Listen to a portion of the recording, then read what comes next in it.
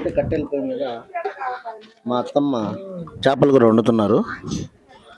ముందుగా పొయ్యి వెలిగించారు, అందులో ఆయిల్ వేస్తున్నారు. ఉప్పు కెత్త దాల్తాయి తేళ్ళ ఎంత వేస్తున్నారు? 1/4 కేజీ. 1/2 కేజీ ఆయిల్ వేస్తున్నారు. మంట అయితే బాగా మండుతా ఉంది.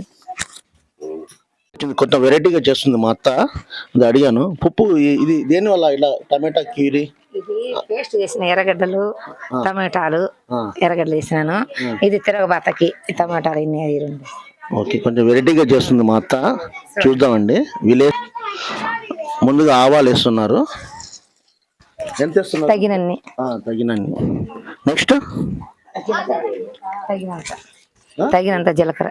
Okay okay okay. తర్వాత ఎర్రగడ్డలు వేస్తా.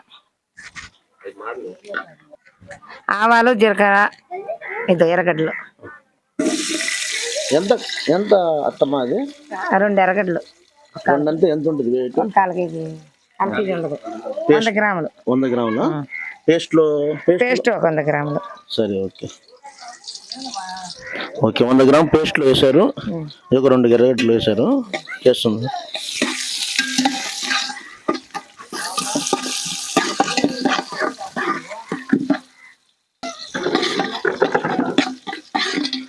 కట్టెల పొయ్యి మీద చేపల పులుసు అంటే చాలా బాగుంటుందండి.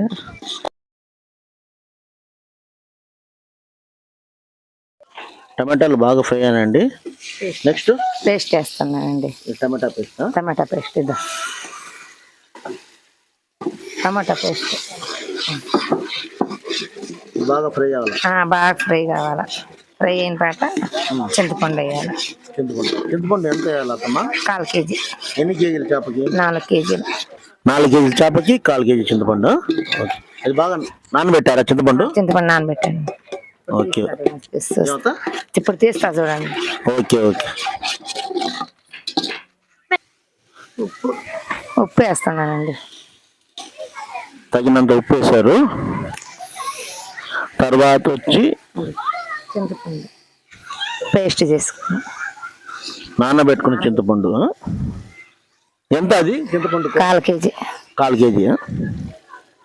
4 కేజీ చేపకి 1/4 కేజీ చింతపండు నానబెట్టుకున్నది. మా అత్తమ్మకి కొంచెం మాట్లాడిన సిగ్గుపడుతుంది, ఏమనుకోబాకండి యువర్స్.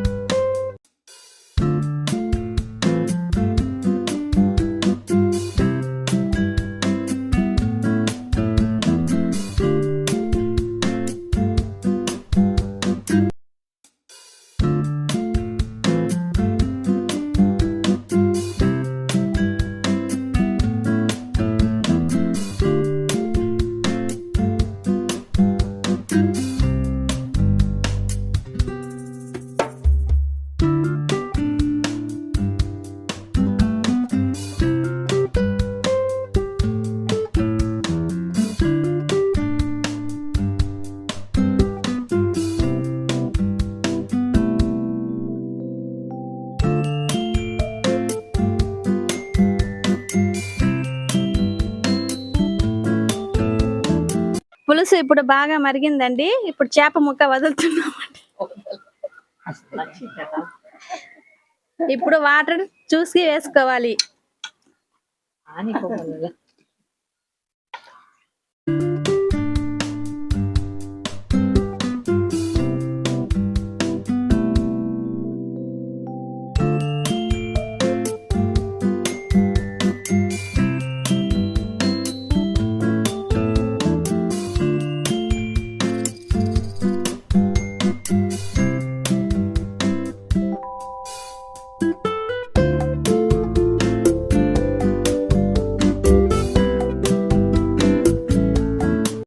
దీంట్లో ఆవాలు, జీలకర్ర, మెంతులు ఫ్రై చేసి దోరగా వేయించేసి మిక్సీ పడితే అంత టేస్ట్ ఉండదండి. నేచురల్ టైప్ మనం దంచుకుంటే కూర చాలా టేస్ట్ వస్తుందండి. చూడండి ఫ్రెండ్స్, ఇలా మెత్తగా ఇలా రావాలి. ఓకే. ఇంకా ఇలా మెత్తగా నూరిన తర్వాత ఉల్లిపాయలు ఒక 5-6 తీసుకోండి. ఎక్కువ తీసుకోకండి. ఎక్కువ తీసుకుంటే స్మెల్ వస్తుందండి. ఎక్కువ స్మెల్ అంత కూర కూడా అంత టేస్ట్ రాదండి. ఉల్లిపాయలు కాదు, వెల్లుల్లిపాయలు, లసన్. ఇది బాగా దంచాలా? ఇలా కచ్చా పచ్చగా దంచుకోవాలండి. మరీ స్మూత్ గా దంచుకుంటే అంత టేస్ట్ రాదు. అంటే మనకి మన ఇంట్లో అయితే చాలా మంది అయితే చేస్తున్నారు కర్రీ. ఇది దంచుతా ఉంటే అయితే బాగా వస్తుంది స్మెల్. ఈ పొడే ఎంత స్మెల్ వస్తుందండి.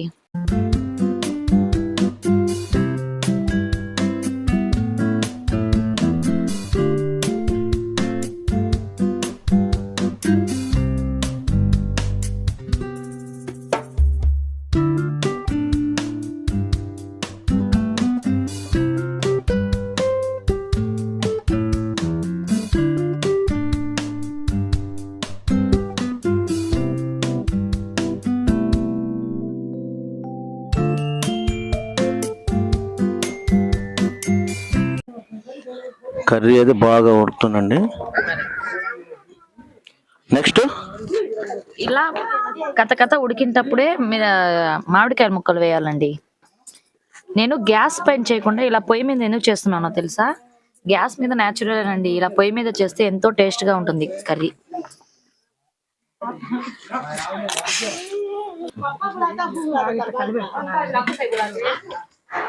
మామిడికాయలు వేసినాక బాగా కలిపెడుతుంది మా అత్తమ్మ అండి. మామిడికాయ వేసిన తర్వాత పులుపు అన్ని, కారం అన్ని చూసుకోవాలండి ఒకసారి. కొద్దిగా సాల్ట్ తక్కువ ఉందండి. చూడండి, కొద్దిగా సాల్ట్ తక్కువ ఉంది. మళ్ళీ చూసుకొని వేస్తున్నానండి. మీరు చూసుకొని వేసుకోండి. నాకేమో కొద్దిగా తక్కువ అనిపించింది, అందుకు వేసానండి. కొద్దిగా కారం కూడా తక్కువగా ఉంది.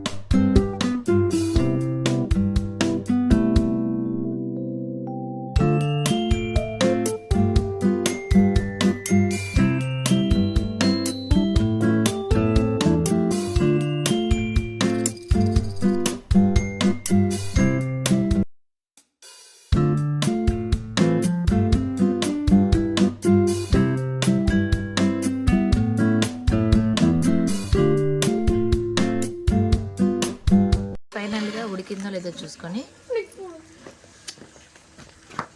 కొద్దిగా ఉప్పు కారం చూసుకొని చూడండి. రెడీ అయిపోయింది. రెడీ అయిపోయిందని ఎలా తెలుస్తుందంటే ఇలా ఆయిల్ పైకి వచ్చిందంటే రెడీ అయిపోయినట్టు అండి. ముక్కలు బాగా ఉడికిపోయి ఉంటాయండి.